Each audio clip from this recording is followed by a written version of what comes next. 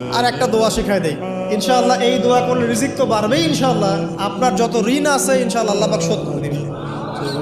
বিশ্বাস করলেন না? এই দোয়া শিখাই দিচ্ছি, এই জন্য আমাকে হাদিয়া দেওয়া দরকার।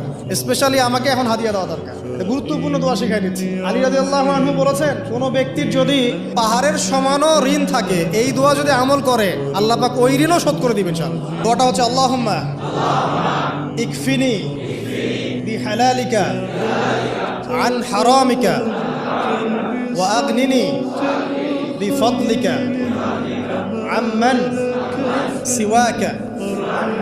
এই দোয়াটা ছোট না, এটা মুখস্থ করবেন, সেজদায় পড়বেন, নামাজের সেজদায় পড়বেন, আত্তাহিয়াতু দরুদ শেষ তারপরে পড়বেন, নামাজ শেষে হাত তুলে করবেন, যখন তখন শেষ রাত্রে করবেন, ইনশাআল্লাহ দেখবেন আপনার ঋণ বলতে কিছু থাকবে না।